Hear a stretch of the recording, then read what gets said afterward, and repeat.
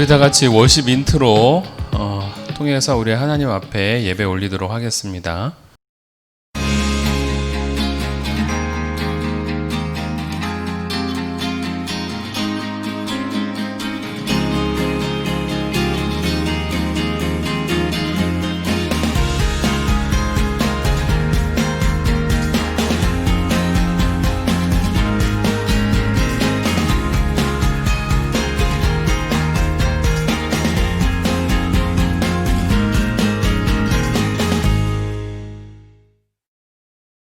기도하겠습니다.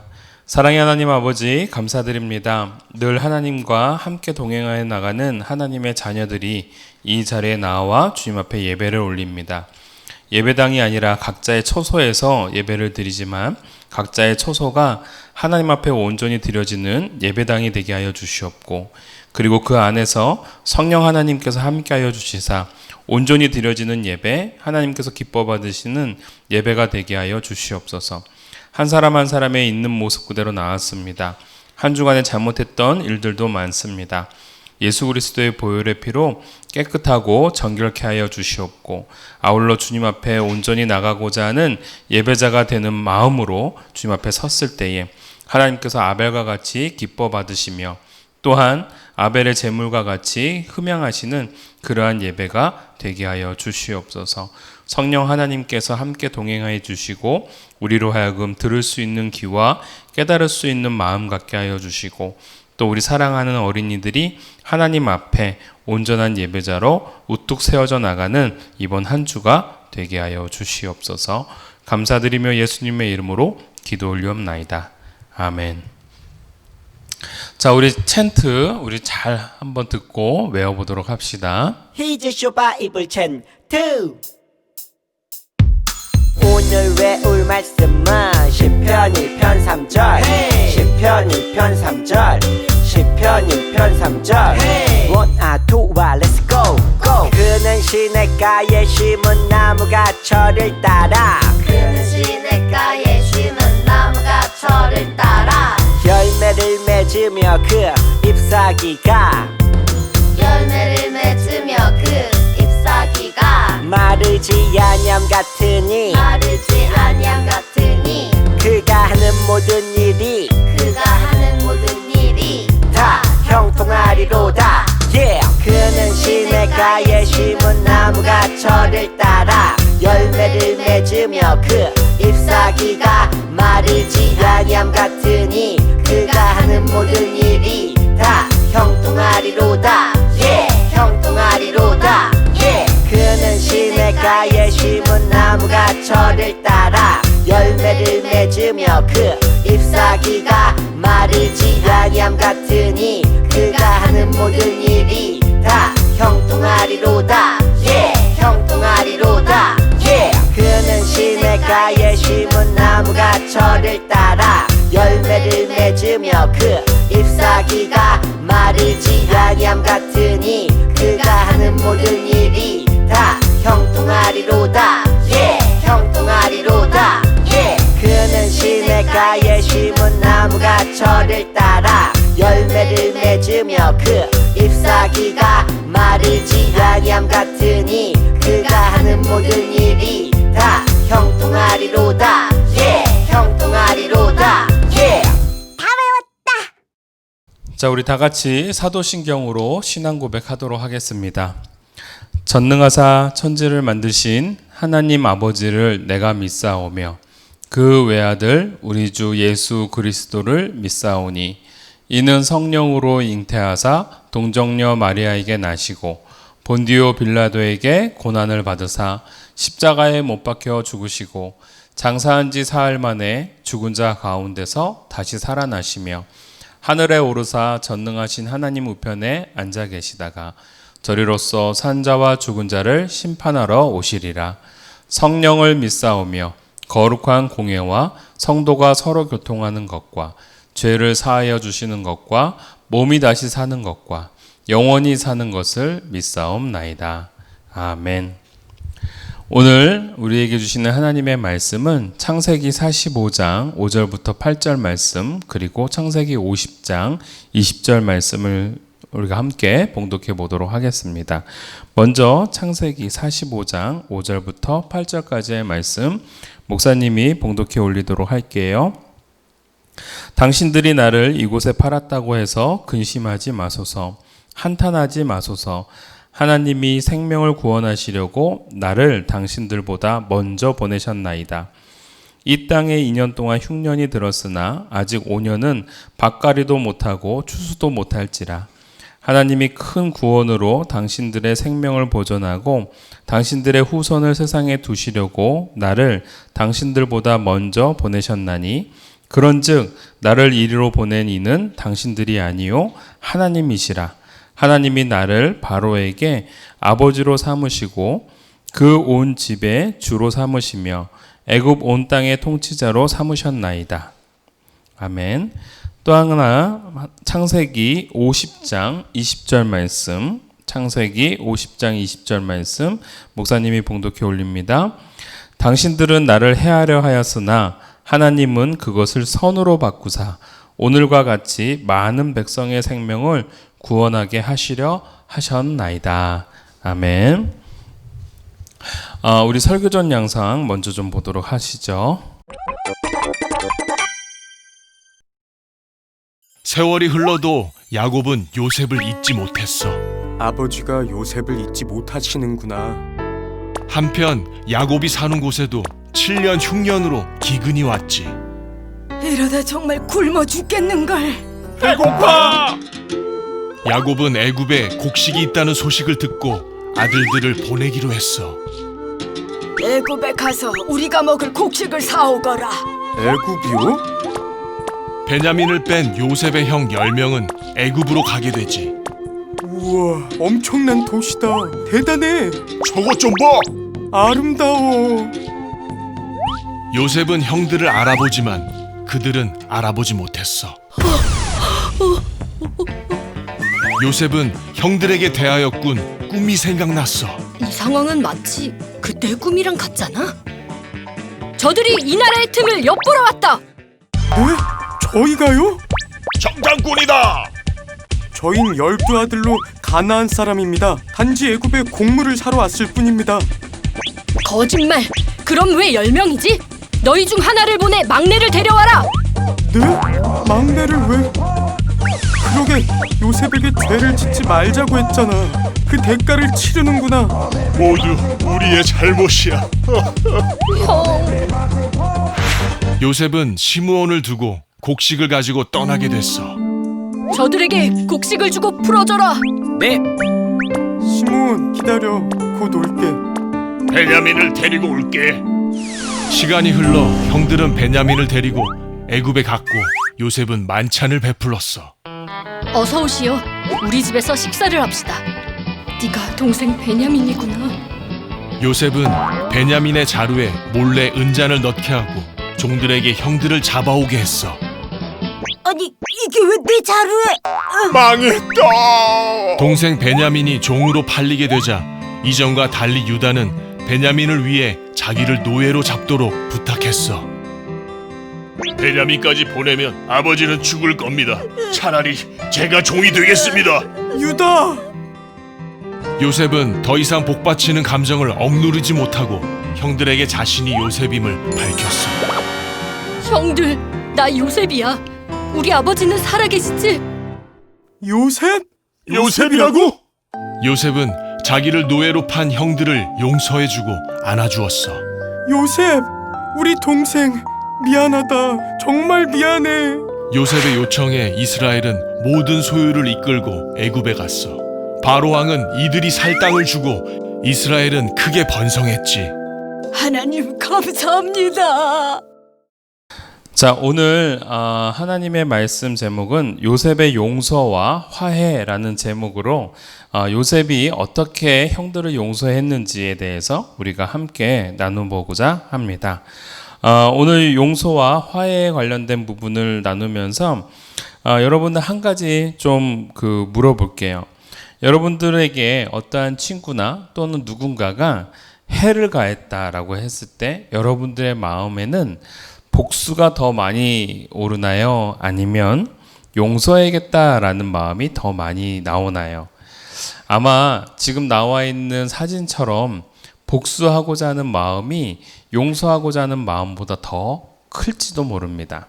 맞아요. 사람들은 자기에게 해를 가하면 그 해를 다시금 되갚아 주고자 하는 그러한 못된 마음들이 우리 가운데 있어요.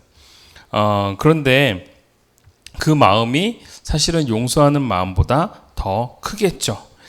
아마도 요셉이라는 사람의 입장에서 보았을 때 형들을 대하는 태도가 아마 이러한 복수의 마음이 너무 크지 않았을까 싶어요.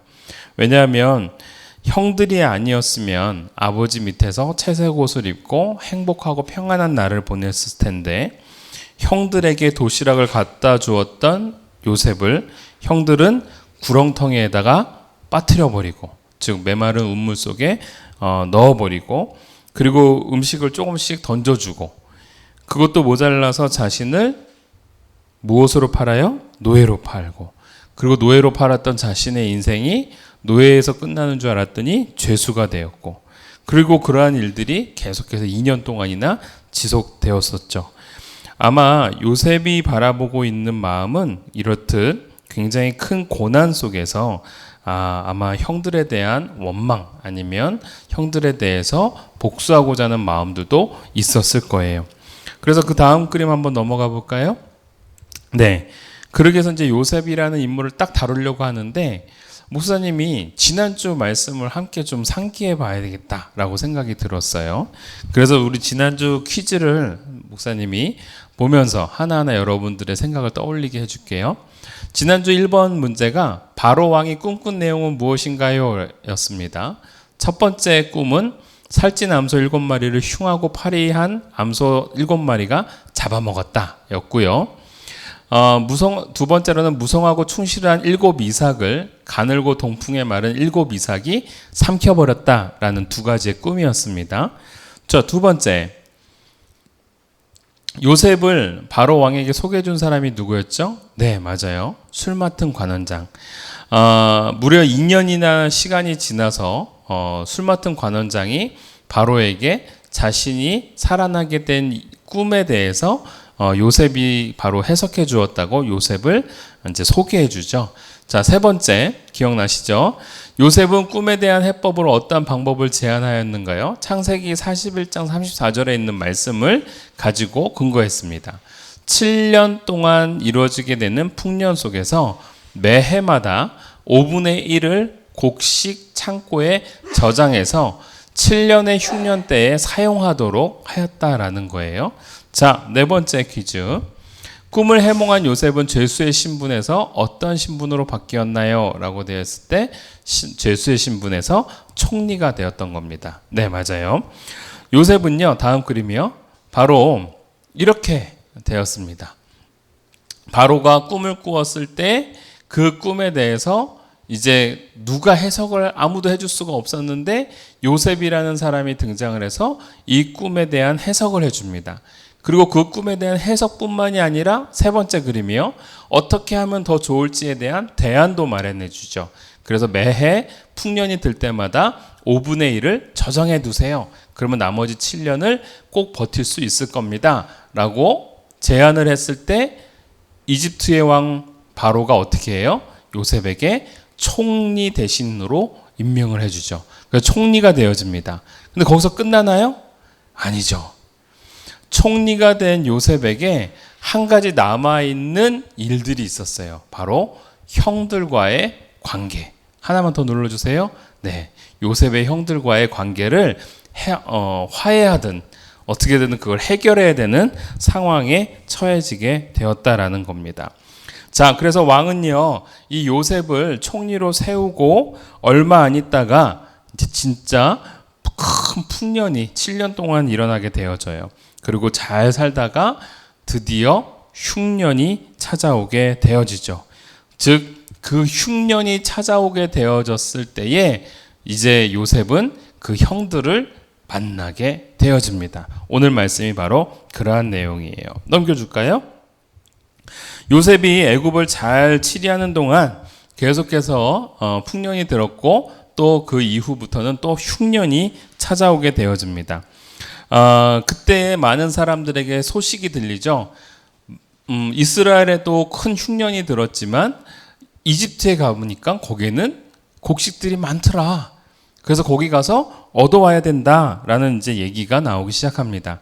그래서 형들은 그 아버지 야곱으로부터 애굽에 가서 곡식들을 사오라라는 명령을 받고 오늘 이 애굽 즉 이집트에 찾아오게 되어지죠. 그리고 찾아와서 이제 총리 앞에 서게 되어집니다. 당시 총리였던 요셉은요, 모든 곡식 창고에 대해서 관할하고 있었던 사람이었거든요. 자, 그 자리에 딱 왔을 때 형들은 요셉을 못 알아보지만 누구는 형들을 알아봤을까요? 맞아요. 요셉은 형들이 왔다라는 사실을 딱 대번에 알았습니다. 여러분, 이때 요셉의 마음이 어땠을까요? 네, 뭐 여러 가지 복잡했겠죠. 반갑기도 하지만 또 한편 미운 마음들도 있었겠죠. 어쩌면 이 요셉은요, 이 형들에게 조금 못되게 굴어야겠구나라는 생각을 했는지도 몰라요. 그래서 음식을, 즉 곡식을 사러 온 형들을 스파이로 몰아버립니다. 저 사람들은 떼거지로 이 나라가 어떠한 상황인지를 염탐하러 온 염탐꾼들이다. 저들을 포박해라 라고 하는 거죠. 아까 우리가 영상을 통해서도 보았죠. 그래서 형들이 자신들은 절대로 그러한 사람이 아니다라고 이제 결백을 주장을 합니다. 그 결백을 주장할 때에 이제 그의 아버지였던 야곱도 등장을 하고 그 야곱의 아버지 밑에서 우리 11명의 형제들이 있었다라는 얘기를 하게 되는 거죠. 하지만 지금 온 사람은 몇 명이에요? 11명이 아니라 10명인 거예요. 그러니까 지금 그 요셉은요, 더욱더 그들을 염탐꾼으로 몰 수 있는 이유가 있었던 거예요. 야, 너희들이 말은 12명의 아들이라고 하는데 지금 온 사람들은 10명밖에 없지 않냐? 어떻게 너희들이 12명의 아들이냐? 하면서 이제 저들을 몰아세웁니다. 그래서 저들은 우리는 그렇지 않습니다 했지만 결국은 3일 동안 감옥에 모두 갇혀버리게 되어지죠. 여러분, 감옥에 닫혀지는 형들은 어떠한 생각을 했을까요? 네, 맞아요. 아마 너무 억울한 마음들도 있었지만 또 한 가지, 옛날에 자신들이 팔았던 요셉이 떠올랐을 거예요. 왜요? 그 마음속에 죄책감이 늘 있었거든요. 그 죄책감 때문에 결국은 우리가 이러한 고생을 하게 된다라는 마음을 가지게 되었었겠죠. 3일 후가 된 다음에 오늘 이 요셉은 그 형제들을 다 풀어줍니다. 단 한 명 볼모를요. 볼모를 잡는데 그 볼모를 잡힌 사람이 요셉에게 있어서 두 번째 형이었던 루벤, 시므온, 레위, 이 세 번째고 네 번째가 유다였는데 이 중에 루벤이 아니라 두 번째였던 시므온이라는 사람을 인질로 잡습니다. 그리고 나머지 형제들을 다시 집으로 보내줍니다. 곡식을 많이 줘서요. 그 형제들이 그 곡식들을 쭉 가죽 부대에다가 담아가지고 쭉 가다가 보니까 자루를 열어봤는데 너무 놀라운 일들이 일어납니다. 왜냐하면 그 곡식 자루 안에 돈들이요 있었거든요. 아마도 너무나도 두려운 상황이었을 거예요. 그렇지만 지금 형제 중에 한 명이 인질로 잡혀 있죠. 볼모로 잡혀 있기 때문에 언젠간 다시 돌아갈 수밖에 없었습니다. 자, 시간이 흘러서 이제 또 식량이 다 떨어졌어요. 자, 그리고 난 다음에 이제 형제들이 다시 요셉 앞으로 곡식을 사러 가야 되는 상황이 찾아왔습니다. 그때에 요셉이 옛날에 했던 말이 기억이 나는 거예요. 뭘 했냐면, 너희들이 다시 나한테 찾아올 때에 동생이 있다라고 했는데 그 동생을 데려와라 라고 얘기를 합니다. 형들에게 있어서 그 동생은 누구냐면 요셉이 아니라 베냐민이라는 또 다른 동생이었어요. 즉 요셉의 어머니였던 라헬이 두 번째로 낳은 아들이 바로 베냐민이었죠. 근데 여러분들도 알다시피 야곱은 어떤 아내를 사랑했다고요? 라헬이라는 아내. 그리고 그가 낳은 아들 요셉을 사랑했는데 요셉이 지금 죽은 걸로 되어 있잖아요.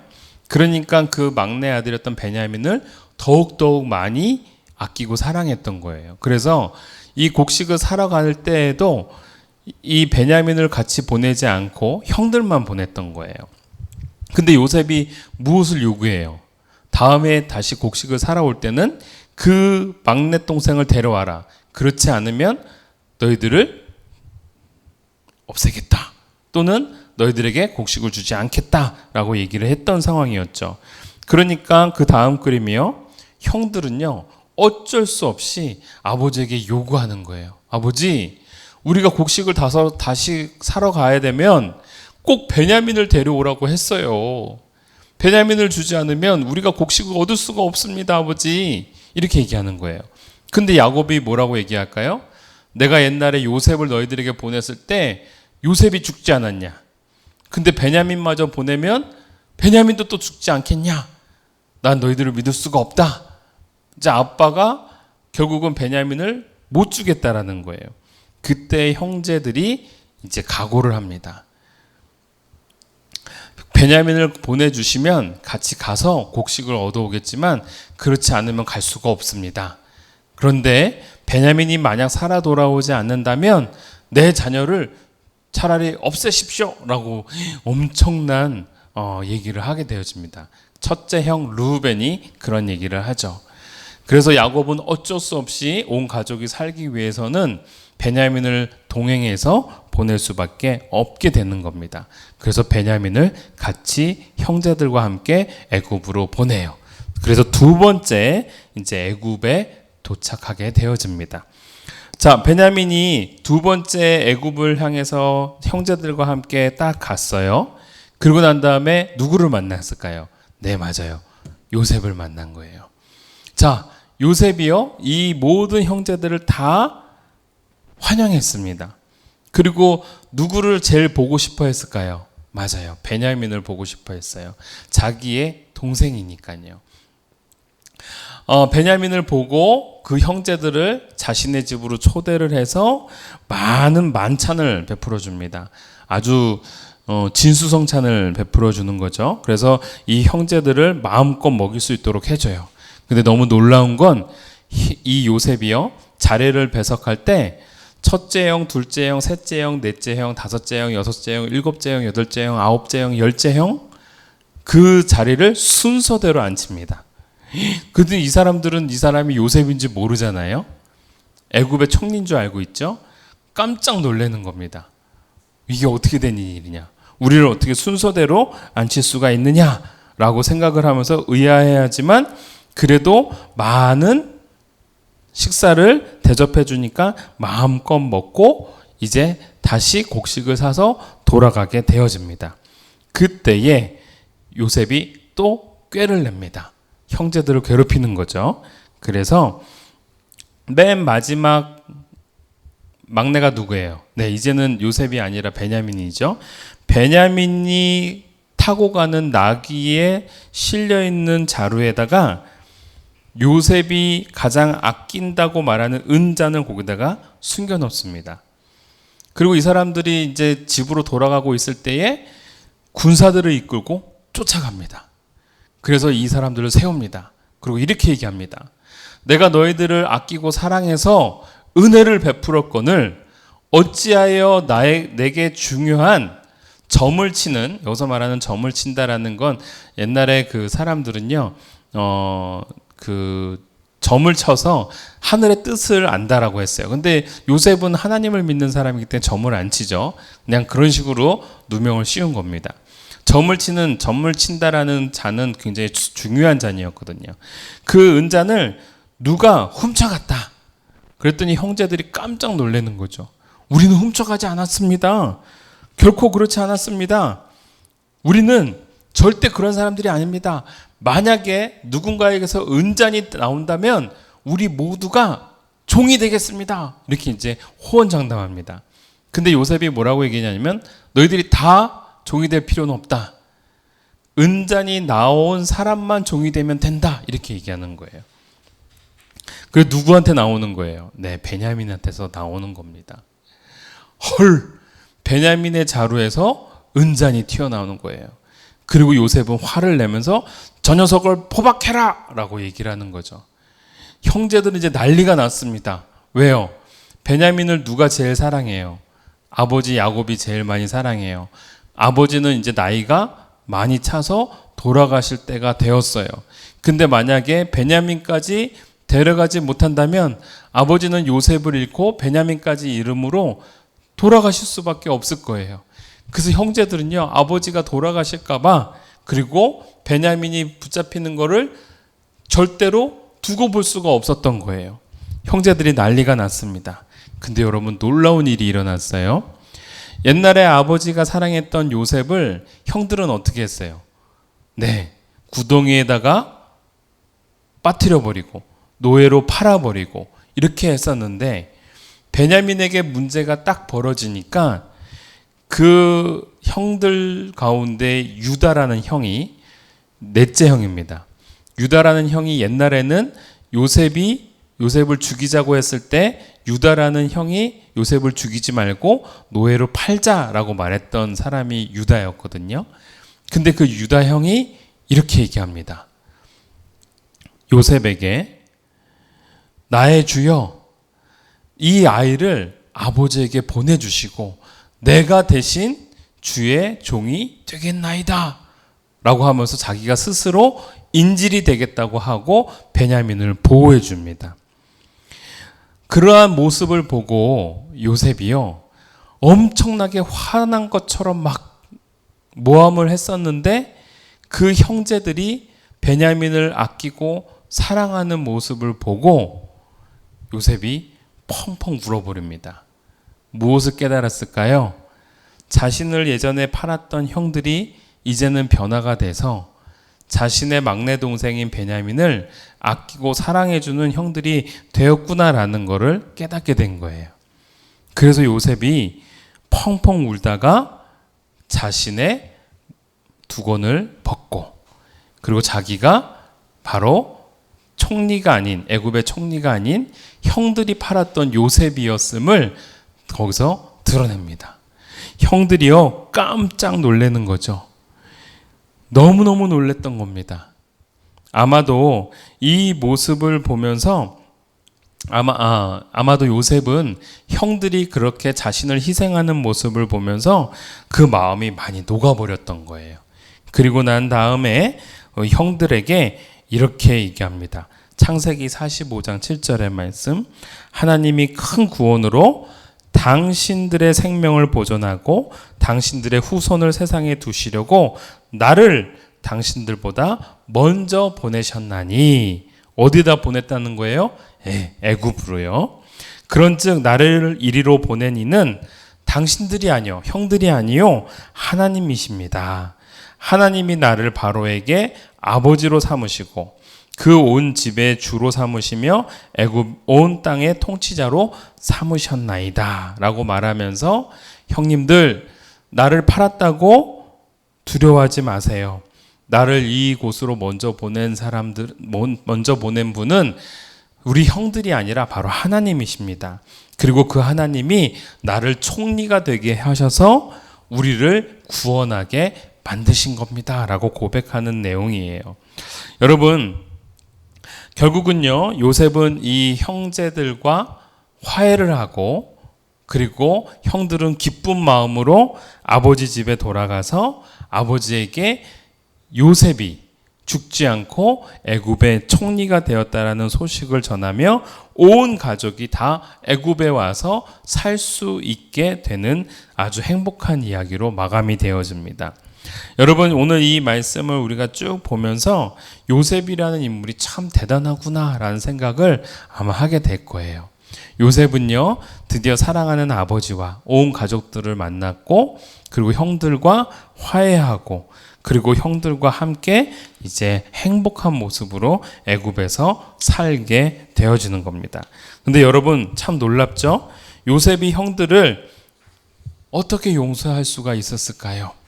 요셉은요, 형들을 용서할 수 있었던 이유는 형들의 희생하는 모습도 보았고 헌신하는 모습도 보았지만 더더욱 중요한 건 요셉의 마음속에는 이 모든 일들이 하나님이 하셨다라는 것을 늘 생각하고 있었던 거예요.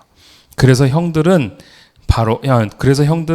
우리 요셉은 과감하게 용서해 줄 수 있었던 겁니다. 하나님이 하신 거라고 믿었기 때문에 그렇죠. 그래서 형들은요, 혹시 자기들이 옛날에 요셉을 판 일로 인해서 요셉이 혹시 복수할까봐 굉장히 무서워했어요. 그런데 그때의 형들에게 창세기 50장 19절 이렇게 얘기하는 거예요. 그 말을 듣고 요셉이 형들에게 말했습니다. 두려워하지 마십시오. 하나님만이 하실 수 있는 일을 내가 어떻게 하겠습니까? 20절, 형님들은 나를 해치려 하였지만 하나님께서는 형님들의 악을 선으로 바꾸셨습니다. 그래서 오히려 많은 사람의 생명을 구할 수 있었습니다. 형들이 나를 팔았다 생각하지 마세요. 하나님이 하신 거예요. 왜냐하면 하나님이 우리 모두를 구원시키고자 저를 먼저 애굽에 보내셨던 겁니다. 라고 형들을 위로해 주는 거예요. 바로 이 모습을 보면서 우리는 알아야 돼요. 요셉은요, 인격이 좋아서가 아니었어요. 성품이 좋아서가 아니었어요. 그 마음속의 모든 일들이 하나님께서 하셨다라는 것을 믿었기 때문에, 하나님의 뜻이 있었다라는 것을 믿었기 때문에 그 형들을 용서할 수 있었던 것이고 그 형들을 포용할 수 있었던 거예요. 오늘 이 말씀을 들으면서 우리 동탄 이름교회 어린이들도 이렇게 서로 용서하며 서로를 위하여 품을 줄 알고 서로를 위하여 화평을 이루어 나갈 수 있는 멋진 친구들이 되기를 원해요. 모든 일들이 저 사람이 했다라는 것이 아니라 그 이면에는 하나님께서 하신 역사가 있음을 믿고 하나님께서 나와 함께 하신다라는 그 믿음을 가지면 오늘 요셉처럼 불평불만하고 복수하려고 하는 인생이 아니라 오히려 그들을 품고 화평을 이루는 사람이 될 수 있을 거예요. 오늘 우리 이루민 친구들은 그러한 하나님의 사람들이 되어지기를 바라면서 믿음의 눈으로 나의 삶을 바라볼 줄 아는 어린이들이 되기를 주님의 이름으로 축원합니다. 목사님이 기도하도록 하겠습니다. 하나님 아버지 감사드립니다. 오늘 요셉의 이야기를 통해서 많은 것들을 깨닫게 되어집니다. 특별하게 변화되었던 형들의 모습들도 볼 수 있었지만 가장 중요하게 그 형들을 용서할 수 있었던 것은 요셉의 마음속에 하나님이 함께하고 계셨고 이 모든 일들을 하나님께서 인도하고 계셨음을 믿었기 때문에 용서할 수 있음을 우리는 배웠습니다. 우리 사랑하는 친구들도 매 순간순간마다 하나님과 동행하는 어린이들이 되게 하여 주시옵고 아울러 하나님의 뜻대로 살아가기를 결단해 나가는 우리 이루민들이 될 수 있도록 도와주세요. 특별하게 화평을 이루는 자녀들이 되어지기를 원합니다. 마치 요셉처럼 말이죠. 늘 하나님을 믿고 따라 나가기를 간절히 바라는 우리 친구들이 될 수 있도록 도와주세요. 감사드리며 예수님의 이름으로 기도 올리옵나이다. 아멘. 우리 다 같이 주기도문으로서 예배를 마치도록 하겠습니다. 하늘에 계신 우리 아버지여, 이름이 거룩히 여김을 받으시오며 나라가 임하옵시며 뜻이 하늘에서 이루어진 것 같이 땅에서도 이루어지이다. 오늘 우리에게 일용할 양식을 주시옵고 우리가 우리에게 죄 지은 자를 사하여 준 것 같이 우리 죄를 사하여 주시옵고 우리를 시험에 들게 하지 마시옵고 다만 악에서 구하시옵소서. 나라와 권세와 영광이 아버지께 영원히 있사옵나이다. 아멘. 네, 고맙습니다. 이번 한 주간도 우리 사랑하는 친구들 하나님의 뜻대로 잘 살아나가는 인생이 되어지기를 간절히 소원합니다. 교회 소식 간단하게 말씀드릴게요. 우리 우한 코로나19로 인해서 당분간 온라인 예배 계속 드립니다. 여러분들 잊지 마시고요. 그렇지만 우리가 예배자로 늘 준비되는 예배자가 되었으면 좋겠어요. 그래서 있는 모습 그대로 나오는 게 아니라 깨끗이 세수하고 양치질하고 정갈한 모습으로 갈아입고 하나님 앞에 예배드리는 친구들이 되었으면 좋겠어요. 목사님한테 올라오는 사진들을 봅니다. 목사님이 얼마나 흐뭇한지 몰라요. 너무 뿌듯해요. 늘 올바른 모습으로 예배를 드리고자 하는 여러분들의 모습을 늘 보거든요. 너무 고맙습니다. 목사님이 나중에 꼭 선물을 해주도록 할게요. 자, 아울러서 여러분들 광고 후에 퀴즈 시간이 있어요. 그래서 퀴즈 시간을 여러분들 꼭 보시고요. 정답을 여러분들이 목사님한테 직접 문자를 주거나 또는 부모님께 말씀을 드려서 그 문자를 전체 목사님에게 전달할 수 있도록 해주면 좋을 것 같습니다. 이번 주까지 정답을 잘 맞춘 어린이는 아직 땡땡땡입니다 라고 되어 있어요. 이번 주까지 누가 잘 맞추는지 볼 거예요. 아직 한 주 더 기회가 있다라는 뜻이죠. 그 다음 주 선물도요. 바로 이제 캐시비 카드를 주도록 하겠습니다. 지난주 우리 다하미가 그 캐시비 카드 받아가지고 너무 기뻐하는 모습을 이 동영상으로 올려줬거든요. 목사님이 그거를 이따가 올려놓도록 할 테니까 여러분들 한번 보세요. 너무너무 기뻐하는 모습이었습니다. 소감 얘기해보세요, 세다. 내가 이번 주까지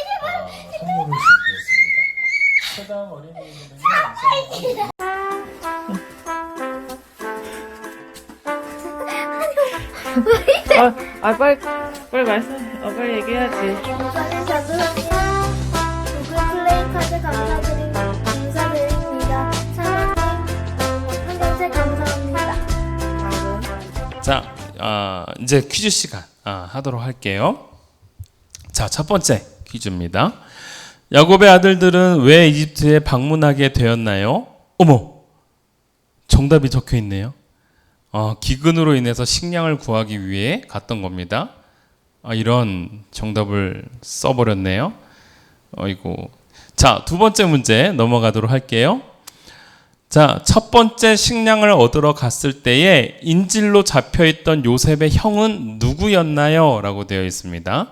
많이 중요한 건 아닌데 여러분들이 영상을 잘 봤는지 또 목사님 설교를 잘 들었는지를 목사님이 확인하기 위해서 이 문제를 낸 거예요. 설교전 영상이나 또는 목사님 설교할 때 잠깐 언급이 됐습니다. 12형제 중에서 첫째, 둘째에 해당하는 사람이었죠. 자, 세 번째 문제. 두 번째 식량을 얻으러 왔을 때에 누구의 부대에서 은잔이 나왔나요? 아까도 목사님이 여러 번 강조했는데요. 요셉이 보지 못했던 자신의 동생 힌트입니다. 네, 거기서 은잔이 나오게 되었죠. 자, 그로 인해서 이제 형제들이 난리가 났고 거기서 유다라는 형이 이제 자기가 대신 포로가 되겠다고, 자기가 대신 종이 되겠다고 이렇게 얘기를 합니다. 자, 네 번째 문제. 베냐민이 인질이 되었을 때에 자신이 자처해서 인질이 되겠다고 말했던 요셉의 형은 누구였나요? 아까 목사님이 잠깐 설명했는데, 네, 그 형 때문에 요셉의 마음이 확 녹아져 버립니다. 드디어 형들이 우리를 사랑하고 드디어 형들이 우리를 아끼는구나라는 것을 그 형을 통해서 보게 되었거든요. 그러면서 자신이 요셉이라는 사실을 이제 형제들에게 알리게 되는 일이 되어집니다. 오늘 이 4번 중요한 겁니다. 누가 자처해서 인질이 되겠다, 종이 되겠다라고 말했나요? 네, 4번 문제 잘 대답해 주시고요. 하나 더 있습니다. 오늘은 퀴즈가 5개입니다. 지난주는 퀴즈가 4개였죠? 이번 주에는 퀴즈가 5개예요. 요셉이 형들의 어떤 모습에 의해 용서를 하게 되었나요? 목사님이 계속 설명해 주고 있습니다. 요셉이 형들의 어떤 모습에 의해서 용서를 하게 되었나요? 이것뿐만이 아니라 여러분들이 말씀을 들으면서 생각나는 게 있으면 같이 적어주세요. 첫 번째 답은 이미 답이 나와버렸어요. 식량을 구하기 위해서, 기근 때문에 식량을 구하기 위해서. 하지만 온 5개지만 정답을 써야 되는 것도 물론 5개죠. 첫 번째는 미리 가르쳐 줬습니다만, 그렇지만 2번, 3번, 4번, 5번 요 4가지는 여러분들이 적어서 목사님한테 보내주시기를 부탁드립니다. 자, 이번 한 주도 하나님의 은혜 가운데 승리하는 우리 이루민들이 되어지기를 바라고요. 잘 맞춰주시기를 부탁드립니다.